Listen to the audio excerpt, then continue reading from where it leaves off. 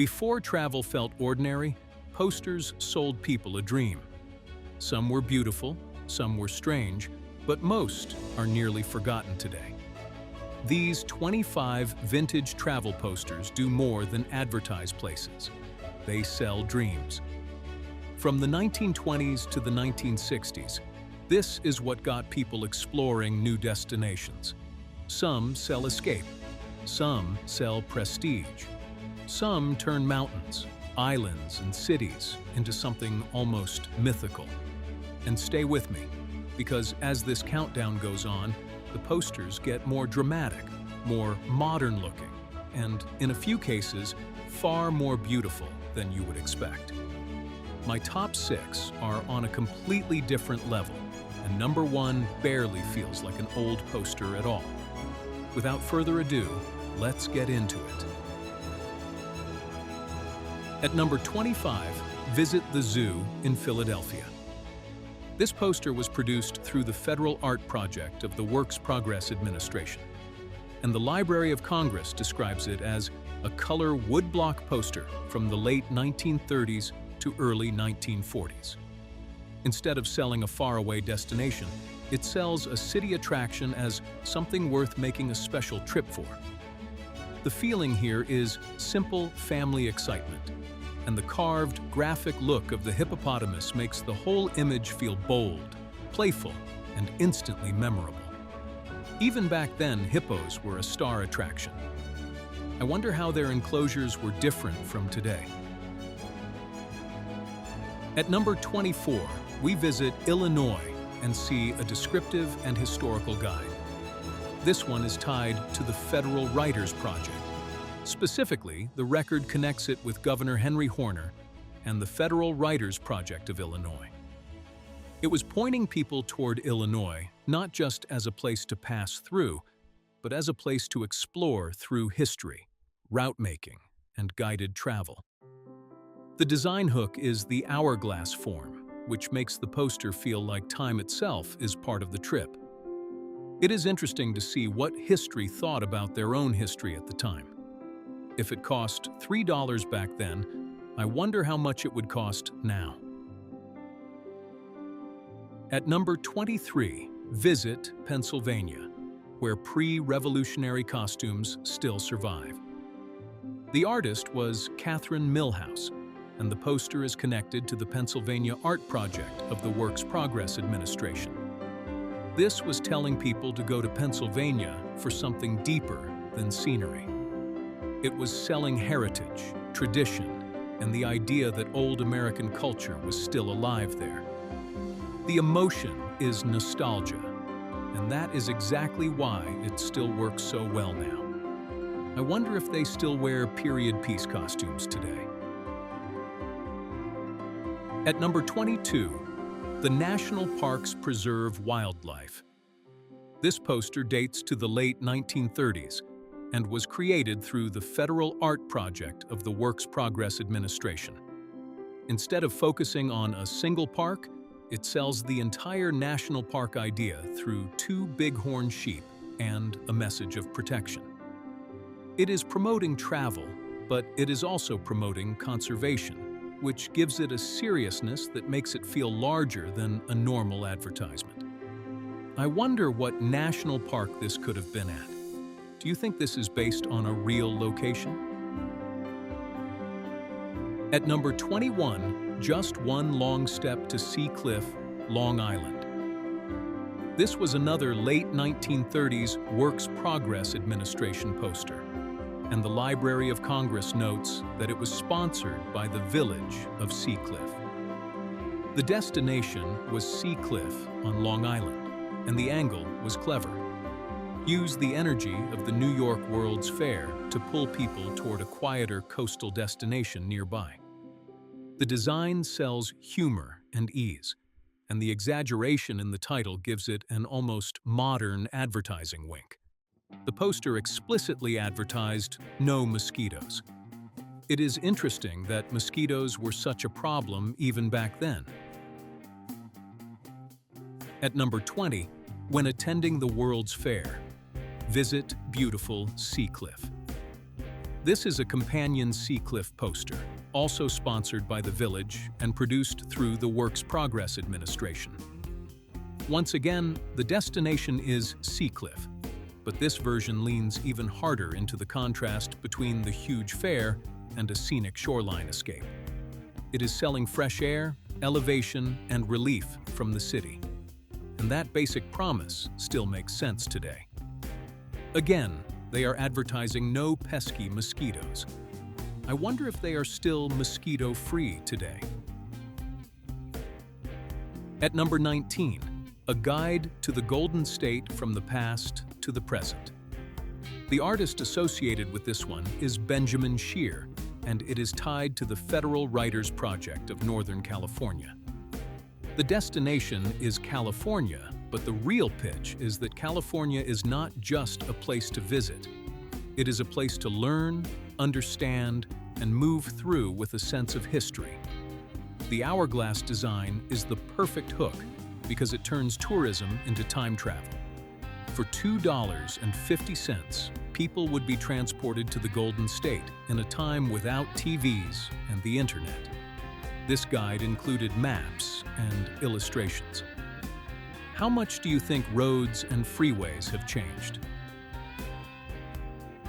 At number 18, See America by Alexander Dux. Alexander Dux is the named artist, and this poster was made for the United States Travel Bureau through the Federal Art Project of the Works Progress Administration.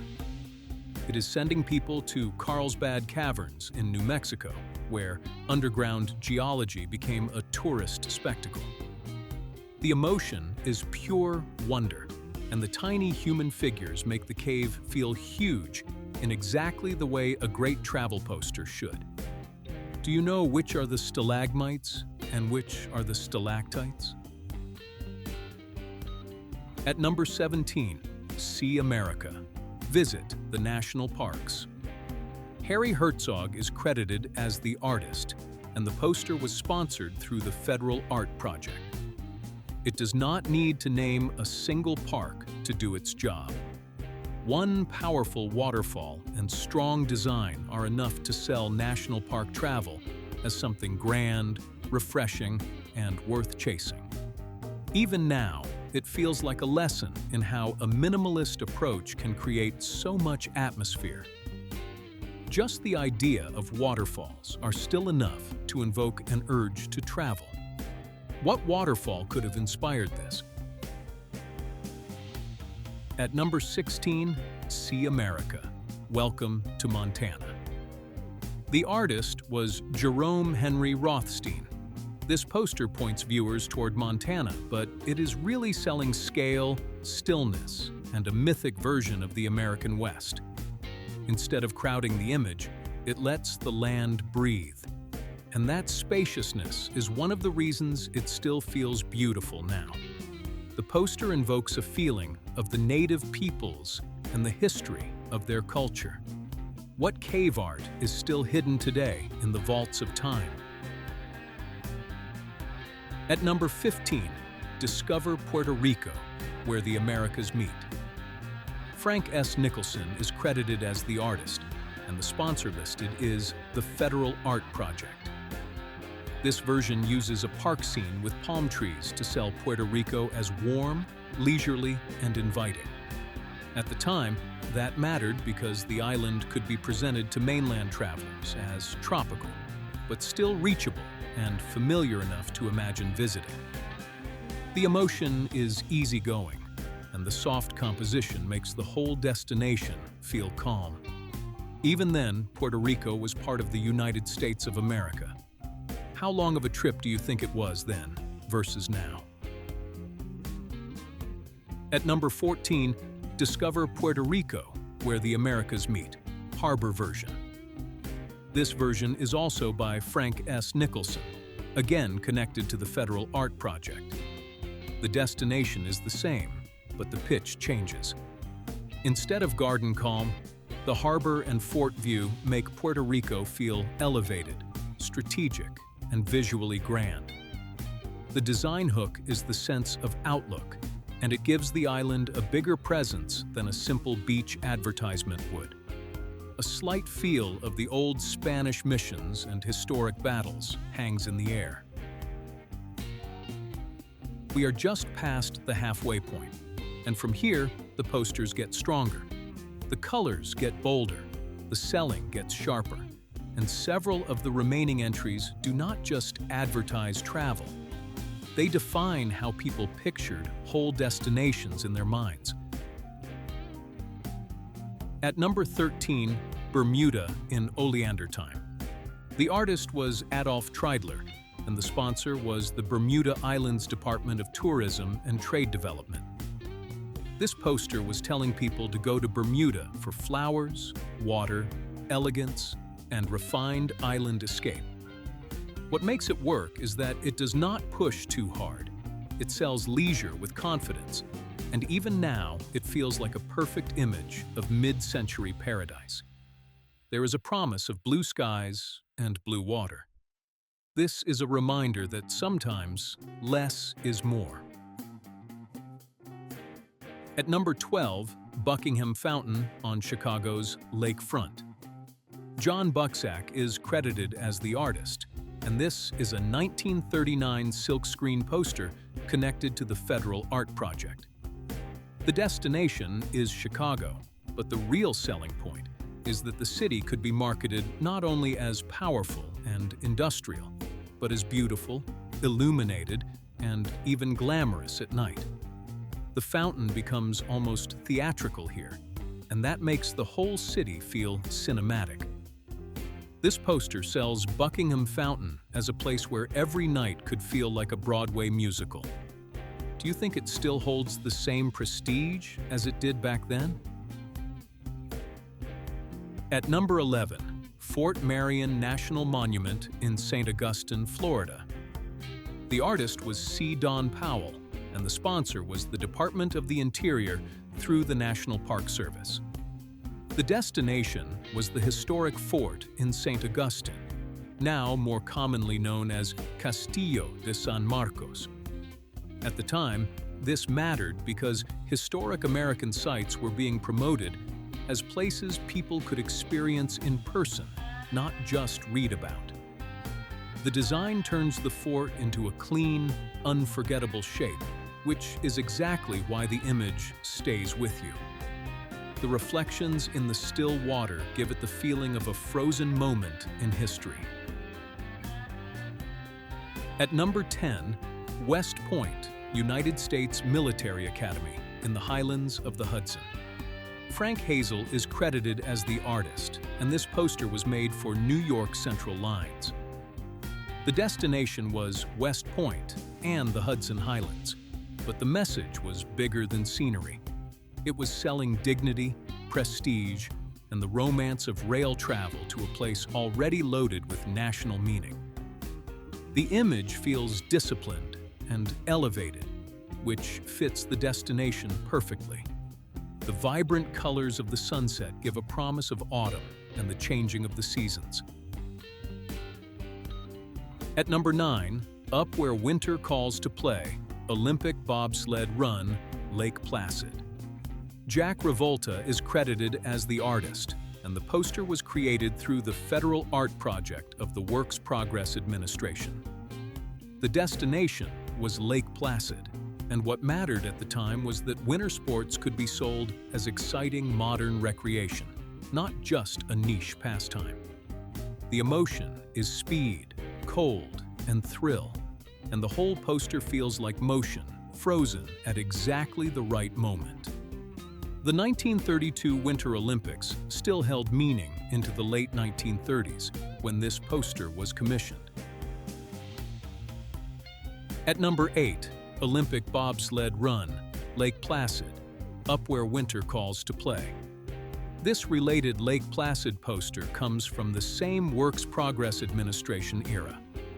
It points to the same winter destination, but this version pushes the action more directly, making the run itself feel like the main attraction. The design is all momentum, and that is why it still reads so well at a glance.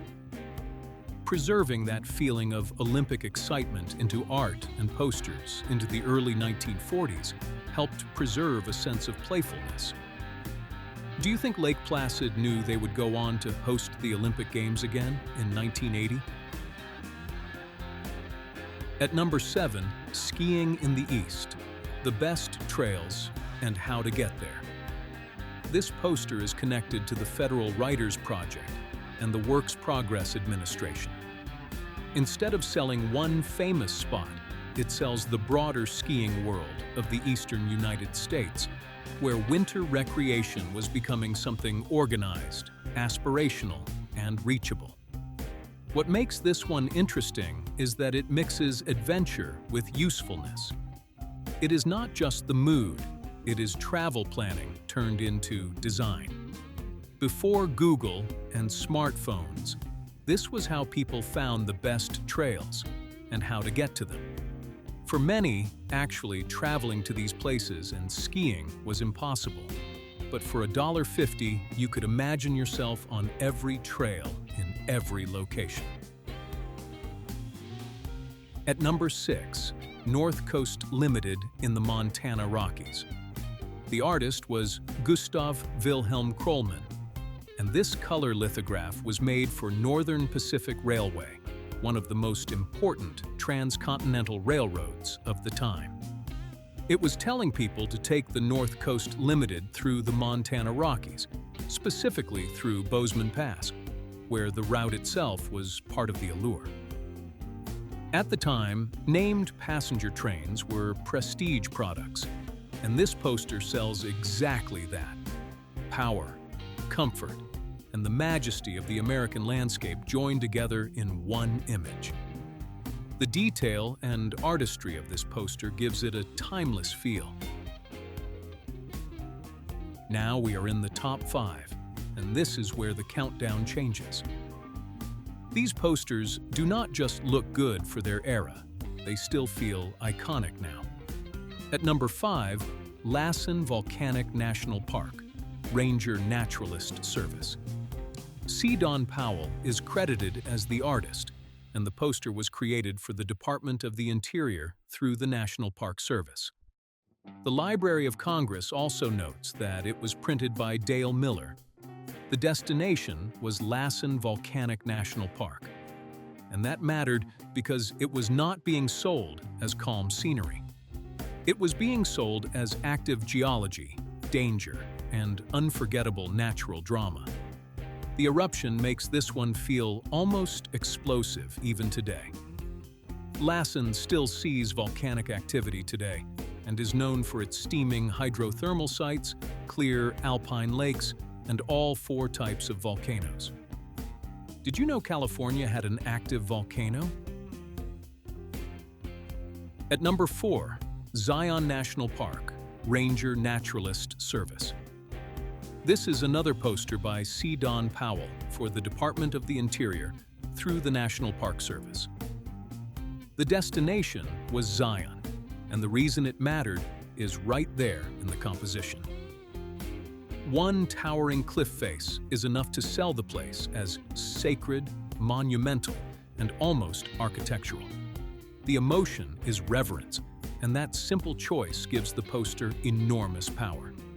Even today, Zion National Park remains a global icon for its towering Navajo sandstone cliffs and legendary slot canyons, drawing millions who seek the awe-inspiring scale of its deep red gorges and the unique challenge of hiking through the Virgin River. At number 3, Grand Canyon National Park, a free government service.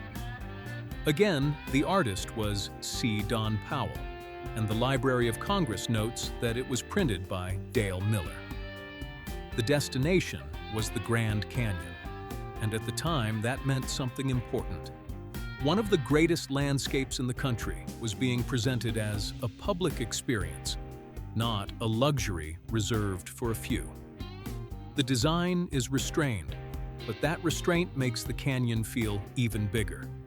It does not over-explain. It lets the place overwhelm you. This masterpiece utilizes a layered, minimalist palette to transform the canyon's rugged geology into a majestic invitation for every American to witness their national heritage.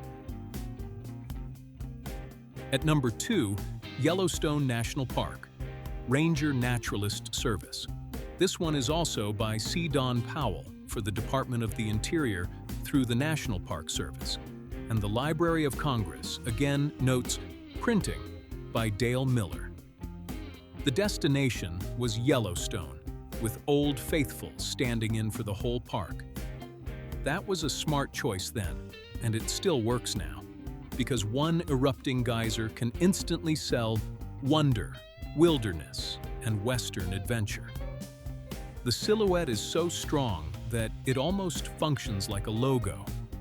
The poster uses bold, graphic lines and a stark blue and white contrast to capture the raw power of a geyser eruption, framing the Ranger Naturalist Service as an essential guide to the park's untamed geothermal marvels. And at number 1, Fly, TWA, New York. The artist was David Klein, and the sponsor was Trans World Airlines. In 1956, this was what got people onto planes headed to the Big Apple. This lithograph sends viewers to New York, but the city is only part of the pitch. What it is really selling is jet-age arrival, glamour, motion, electricity, and the thrill of entering a modern metropolis at full speed. The design feels abstract, bright, and shockingly fresh, which is why it takes the top spot. It does not just advertise a destination, it turns travel itself into style. By fragmenting Times Square into a kaleidoscopic array of neon geometric shapes and starbursts, Klein brilliantly distills the sensory overload and electric momentum of the city into a single, high-energy pulse of mid-century modernism. Well, that's our top 25 vintage travel poster countdown. We traveled from the 1920s through the 1960s and saw what brought travel to life before smartphones and the internet. Do you remember any of these posters? These posters remind us that the best travel advertising was never just about getting from one place to another. It was about making a destination feel bigger, brighter, and more dramatic. For some people, these poster destinations were worth imagining more than everyday life. All of these posters come from the Library of Congress's immense vaults, remembering for us what many forget. If you enjoyed this countdown, like the video and subscribe. Our lived history is here to share moments from the past, vintage poster breakdowns, lost design history, and old school culture. And if you want to see another list after this one, leave a comment telling us what you think. Thanks for watching, and I will see you in the next one. And don't forget to subscribe.